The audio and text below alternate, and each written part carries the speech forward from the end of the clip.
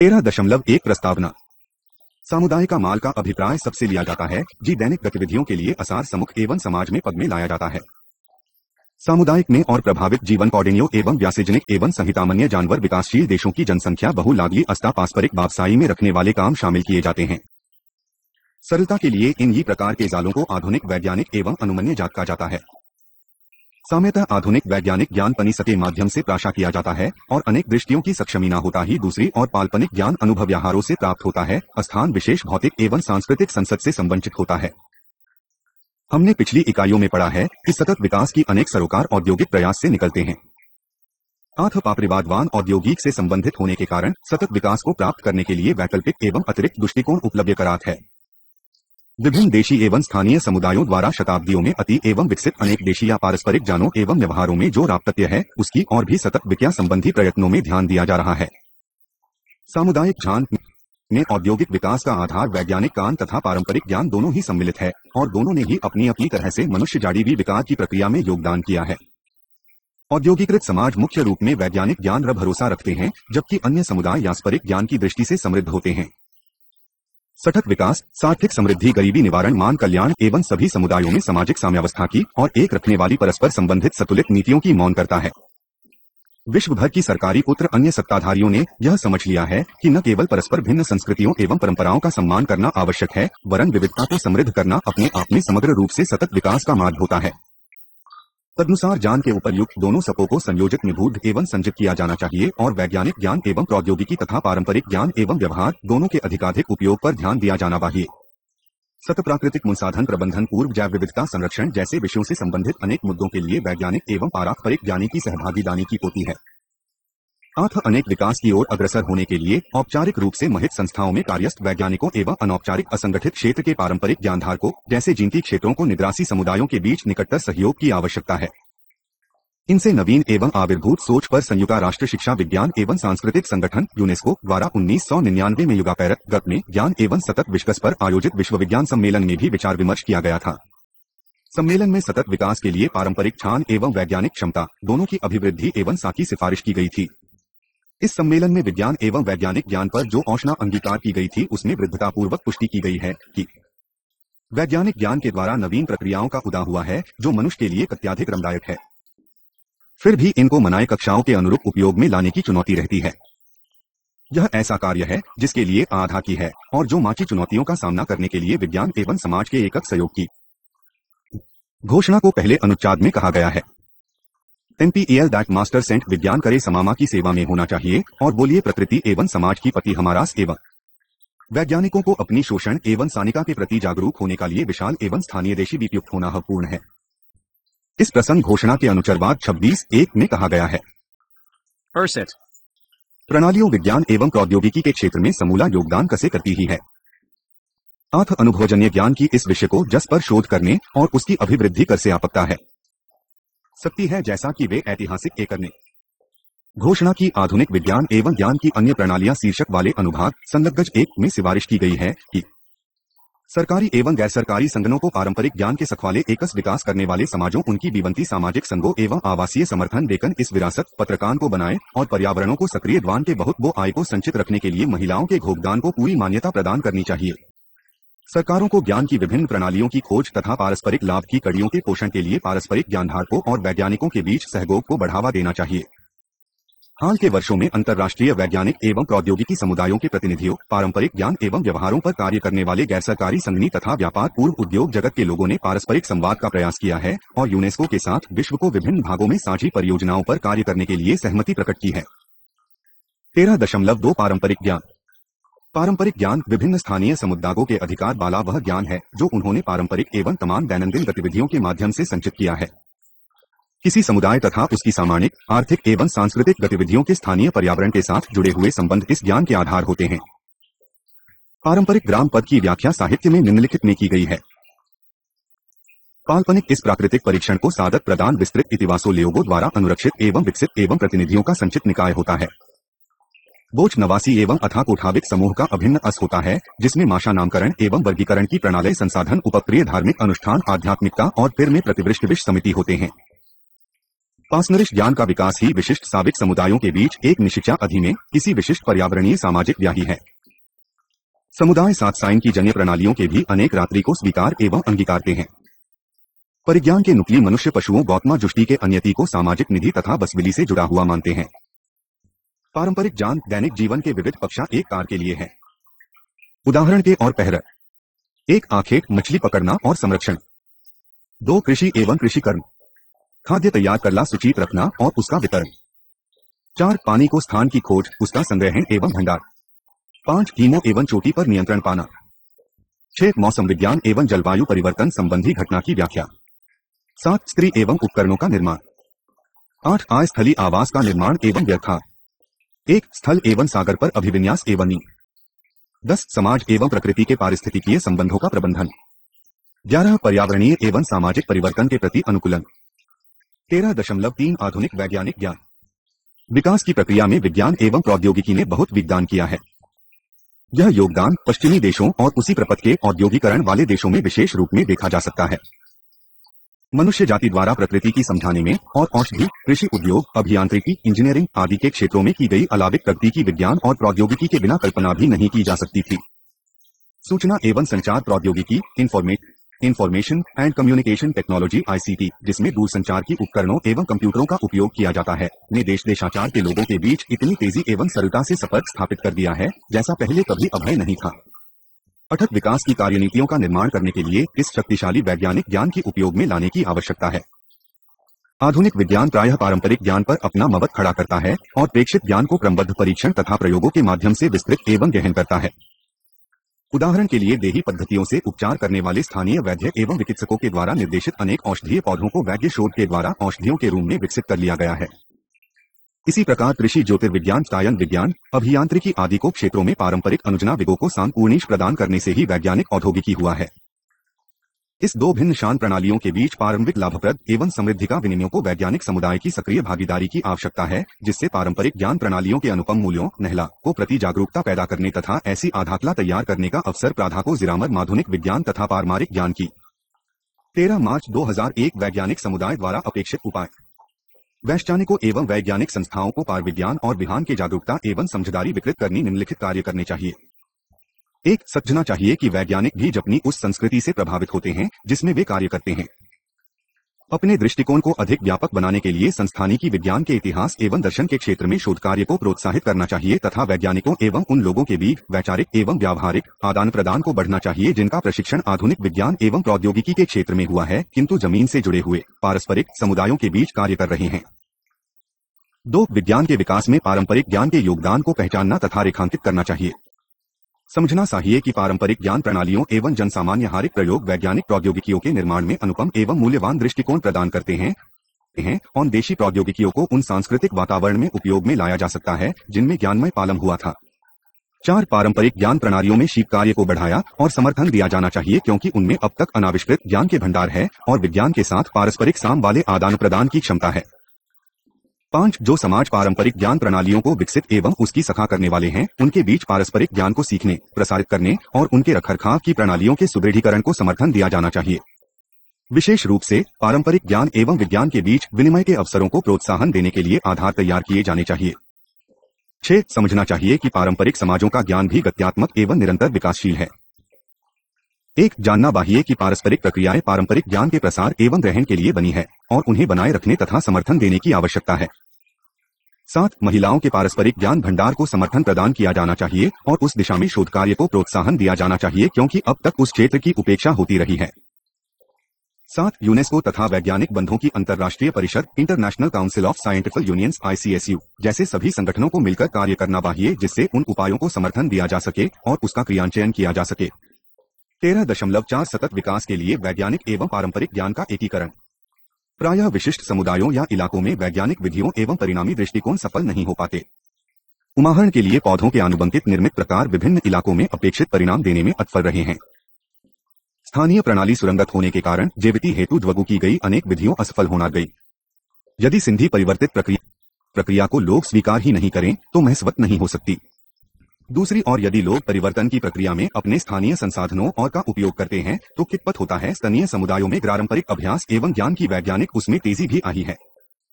अक एवं विधियों के निवेश में 13 अप्रैल 2001 कृषि एवं वानिकी। कृषि व शेज में देशी ज्ञान अत्यंत व्यापक पूर्व विविध है।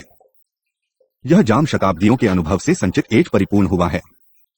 मिट्टी के प्रबंधन, जुलाई की विधि, सिंचाई की प्रणालियां, फसल की बुनाई, पशुपालन, फसल की कटाई एवं उसके भंडारण जैसी कृषि कर्म संबंधी देशी विविचों परंपरागत रूप से निरंतर समतापूर्वक प्रयोग में लाई जाती रही है।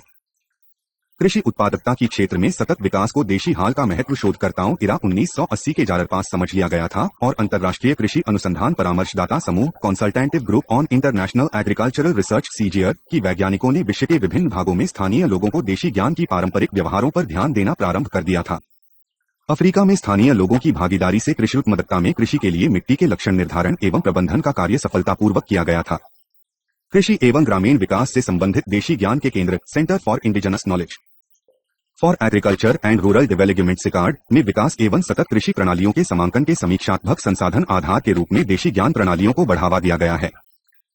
विश्व के अन्य कृषि संगठनों ने भी अपने शोध कार्यों को स्थानीय रूप से उपलब्ध पादप विभेद पर केंद्रित करना प्रारंभ कर दिया है, जिससे फसलों में देख प्रतिरोधक क्षमता तथा अनुकूल गुणों की वृद्धि की भारत में कृषि विश्वविद्यालयों ने स्थानीय किसानों के सहयोग से अपने शोध कार्यों को उपलब्ध देशज पादप विभेदों की पुष्टता, हार्डनेस, रोग प्रतिरोध क्षमता एवं अपेक्षित गुणों की खींच पर योंती कर दिया है। किसानों से पौधों के विषय में सूचना प्राप्त की जाती है। सतत फसल की जुताई तथा सिंचाई की विधियों, जैरी नेट, कुली एवं परिते को गैर सरकारी संगठनों द्वारा प्रोन्नत किया जाता है और स्थानीय समुदायों के सहयोग से वैज्ञानिकों द्वारा उन्हें और भी विकसित किया जाता है। 13 अप्रैल 2002 जैव विविधता का संरक्षण। हाल ही में जैव विविधता संरक्षण के लिए एक संभावित स्रोत के रूप में देशी ज्ञान की मान्यता का पुनर्नवीकरण किया गया है। स्थानीय लोग अपने देशी प्राणीजात एवं वनस्पति जात के विषय में जानकार होते हैं और उनकी सहायता से वैज्ञानिक नई प्रजातियों का आविष्कार करने में सफल। उदाहरण के लिए हाल ही में एवं दक्षिणी अमेरिका में रोजी गई नरवानर प्रजातियां, प्राइमेट्स, दक्षिण पूर्व एशिया में खोजी गई सुरदार प्रतियां, अंगुलेट्स, कशनवटिवों में बीजी गई नई पादप प्रजातियां। 20वीं शताब्दी वो और 10वें दशकों में इस वर्गीकी ज्ञान ने अनेक औषधीय एवं कृषि कंपनियों को जैव पूर्वेक्षण की हायोप्रोस्पेक्टिंग लिए कॉर्पोरेट किया है।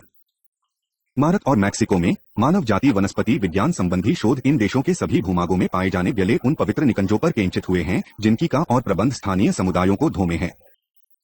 निकुंज एवं उपवन देश की भिन्न भिन्न भागों से पाए जाने वाले पनी विशिष्ट खंड होते हैं जिन्हें पवित्र माना जाता है और उनका प्रयोग जनसामान्य के लिए वर्णित माना जाता है। इस आंतनिवासों में शी की कटाई नहीं की जाती।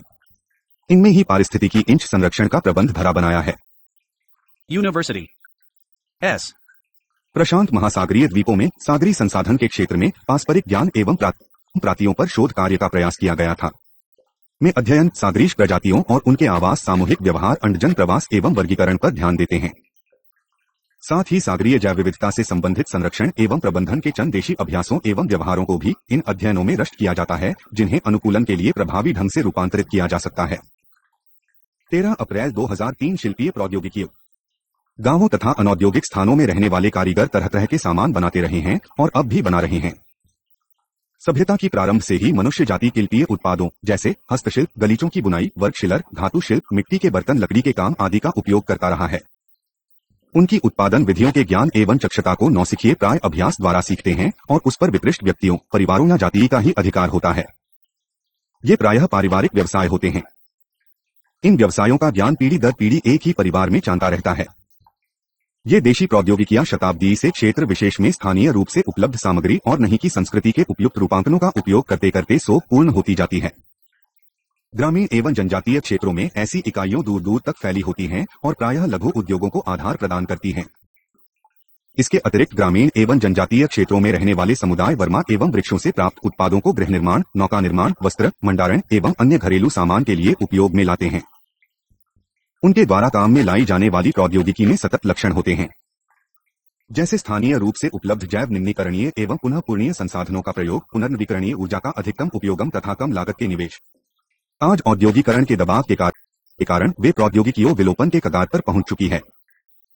शिल्पाजनित सामान को उद्योग द्वारा निर्मित सामान नो मारी प्रतियोगिता करनी पड़ रही है।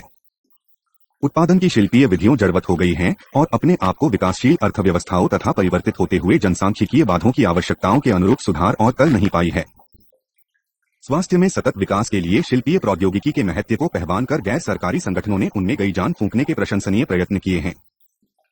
एशियाई क्षेत्र में ग्रामीण विकास के लिए विज्ञान एवं प्रौद्योगिकी शीर्षक के अंतर्गत बड़ी संख्या में परियोजनाओं और कार्यक्रमों को प्रारंभ किया गया है, जिसे भविष्य के लिए एक उपयोगी एवं समर्थ आधार कहा जा सकता है। उदाहरण के लिए वैज्ञानिक तथा औद्योगिक अनुसंधान विकास परिषद की प्रयोगशालाएं सैकड़ों ग्रामीण समुदायों के बीच उनकी समस्याओं को रायजने तथा वैज्ञानिक उपकरणों एवं दृष्टिकोणों का प्रयोग कर तो उनकी पारंपरिक दक्षता को प्रोन्नत करने का प्रयास कर नहीं है। दृष्टिकोण यह है कि विशेष क्षेत्रों की प्रमुख समस्याओं का अध्ययन करके तथा उनके यहाँ प्रचलित पारस्परिक पद्धतियों की पहचान कर वैज्ञानिक निवेशों का प्रावधान करते हुए उन क्षेत्रों की पारिस्थितिकी एवं संस्कृति के अनुकृत स्वीकार्य प्रौद्योगिकी का विकास किया जाए। इन प्रक्रिया में मुख्य रूप से निम्नलिखित कीरों को लिया गया है। 1. फसल के बाद की कृषि प्रौद्योगिकियों। 2. औषधीय एवं सुरक्षित पौधों की खेती। 3. खानौद्योगिकी। Versity. 0. 4. बैंकमाल स्वास्थ्य एवं स्वच्छता। 5. आयरागत आवास। 6. चर्म एवं पशु उत्सर्जन का संयोग। 7. दक्षताओं की प्रोन्नति तथा ग्रामीण शिल्प। 8. अन्य लघु उद्योगों के लिए प्रौद्योगिकी। 13 अप्रैल 2004 स्वास्थ्य एवं औषधि। पारंपरिक ज्ञान पर आधारित चिकित्सा कर्म संसार की लगभग 10% जनसंख्या की प्राथमिक चिकित्सा की देखभाल संबंधी आवश्यकता की पूर्ति करता है। स्वास्थ्य में आयुर्वेद, सिद्ध और यूनानी जैसी पारंपरिक औषधि तथा स्वास्थ्य की पद्धतियों को सक्रिय समर्थन को दिया ही जाता है। उन पर अनुसंधान कार्य भी किया जाता है। चीन में चीनी और लिम्बती औषधि पद्धतियां स्वास्थ्य का के क्षेत्र में सबसे प्रमुख बनी हुई है। इन देशी पद्धतियों को आज पश्चिमी जगत में भी मान्यता मिल चुकी है और वहां भी इनकी मौत बढ़ी है। ग्रीक परंपराओं पर आधारित पश्चिमी दवाएं भी पारंपरिक ज्ञान से भलीभांति प्रभावित है। संयुक्त राज्य अमेरिका में 25% नुस्खों में पौधों की सामग्री महत्वपूर्ण अवयव के रूप में रहती है। इतिहास में जाए तो वैज्ञानिक पृष्ठभूमि वाली आज की प्रचलित एलोपैथिक चिकित्सा पद्धति का मूल भी पारंपरिक ज्ञान में ही है। प्राचीन चिकित्साकर्मी स्थानीय चिकित्सकों द्वारा प्रयुक्त जड़ी बूटियों के विषय में जानकारी प्राप्त करते थे और उनके प्रभाव का अपने रोगियों पर परीक्षण करते थे। इन पारंपरिक प्रेक्षागों के आधार पर कालांतर में रसायनज्ञों मिल्टी ने विशिष्ट जड़ी बूटियों के सक्रिय अवयवों को पहचान लिया।